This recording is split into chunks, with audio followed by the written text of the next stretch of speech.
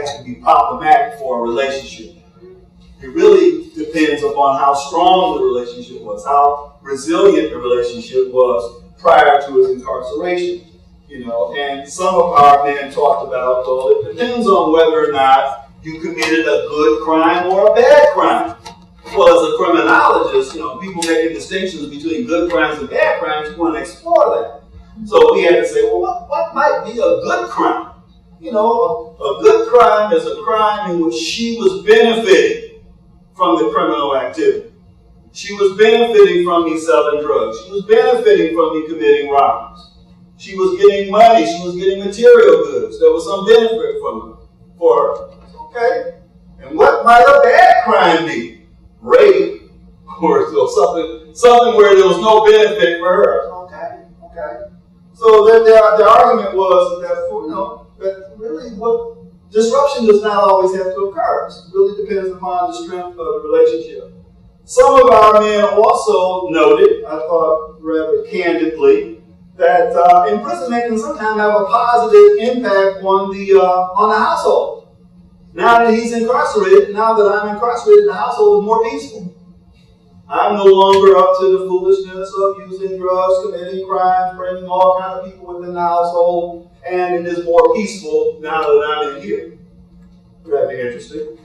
I thought this was an interesting theme that some men talked about. Incarceration forces a man to communicate with his partner.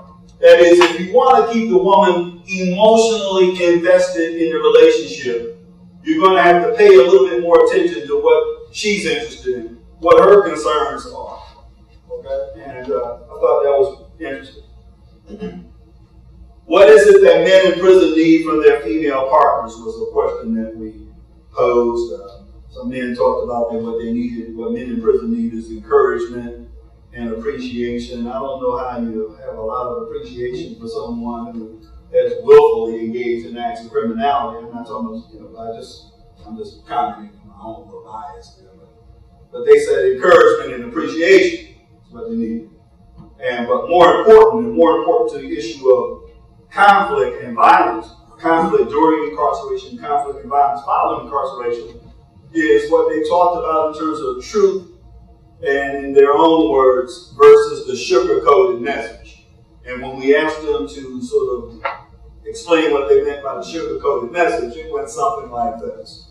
That the girlfriend or wife is continuing to write the man, to place money on his commissary account, coming out to visit him, accepting collect calls from him, and indicating to him that when he completes his term of imprisonment, she will be there to welcome him back to the kingdom. However, she also has a boyfriend. All right? And they saw that as the sugar-coated message. These men, one of the things that's redundant in our findings here is that these men were obsessed with the faithfulness or lack of faithfulness of their partners. They're obsessed with it. We also explored with them what influence, if any, that exposure to prison culture has on their attitude, exposure to imprisonment, as well as exposure to prison culture has on their attitudes toward women. A couple of things emerged. Talked about having a greater appreciation for women generally. And some of that has to do with being incarcerated in same-sex institutions and not having the opportunity to see women, interact with women. They talked about appreciation of their own women that they had intimate relationships more. As a result of the incarceration, they had less power, less opportunity to exert any control over their partner, and that sometimes led to anger and frustration. We asked them how do men in prison view women, and they really came up with a little typology. It goes from good to bad here in terms of these responses. How do men in prison view women? They talked about women as a second mom or a backbone, someone that they were dependent upon.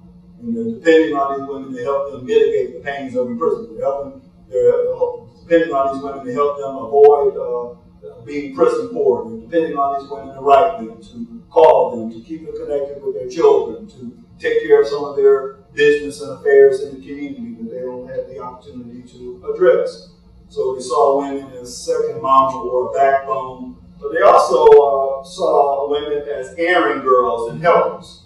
That is someone to go out there and take care of your business. And that wasn't too bad, but they also thought they used the term slaves. These women are being exploited. And they're being exploited via sort of the message that's being communicated to them that when I return to the community, we're going to get together and I'm going to do right. And then this becomes an issue that's problematic and concerns those of us interested in domestic violence. And wives and girlfriends owe loyalty to men in prison. Now, one thing that we did find is that younger men who were in prison were more likely to ascribe to this view, that wives and girlfriends owe loyalty. So therefore, that implies that if she shows disloyalty, that's problematic while I'm in prison and potentially problematic when I return to the community. And the young men that we interviewed felt that if the woman had been benefiting from their criminal activity or had participated in some of their criminal activity, that she owed loyalty, that she should remain true, that she should be faithful, etc. We found that men who had served longer periods of time, their strategy was don't ask any questions that you don't want answers to. All right, just be glad that she's coming out to visit you, calling you, allowing you to call, etc. And whatever else she's doing, that's on her. Just be glad for what you are getting from her. That was the older men who had done a lot of time. But for these young boys, they were saying she owes loyalty. She benefited from my criminality. And then there was the contrasting view offered by a small minority. So instead of second mamas and errand girls and slaves, some men said, what about women as someone to love? Someone to care about. We asked them about how do you maintain a good relationship while doing time. It talked about improving oneself while one was in prison, being honest, communicating, getting in touch with your feelings, becoming sensitive to her needs. This is all the stuff they probably get in treatment or rehabilitation programs. My co-facilitator in these groups was Leo Hayden. If you know Ohio State football, you know that he was a well-known running back here. Was the #1 draft pick of the Minnesota Vikings in 1971. Runs a group in Chicago called the Violence Interruption Program. And Leo really was challenging them on these therapeutic responses.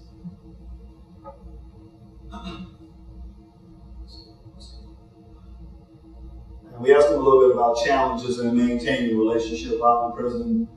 They talked about dealing with the hurt and disappointment that their wives and girlfriends experience as a consequence of them getting involved in activities that lead to their enforced separation. One of the challenges was accepting responsibility for wrongdoing. I thought this was interesting. Some men said it's a challenge to maintain a relationship because you're exposed to men who have negative attitudes toward women. So you're constantly hearing sort of the anti-woman sort of philosophy, worldview, and you can't help but be influenced by that. And some men talked about it as a challenge for them just to be honest. My challenge is being honest. And then another point, not knowing the real status of the relationship. A lot of you had a lot of anxiety about what they were going to return home to. They really weren't sure, even though they were being told on one hand that they're waiting for them, etc. They still had a lot of anxiety about and ambivalence about what they really were going to return home to. And then, of course, they talked about the lack of opportunities to communicate with their loved ones as well. Important question that we posed to our men and women, but this is from our men. How do incarcerated men cause conflict in their relationships? They listed a number of things that we thought were rather interesting. One was acting on rumors about her behavior in the community. So confronting her via letter, via telephone, or during the visit about these allegations of being unfaithful. Something that we didn't anticipate, but it's all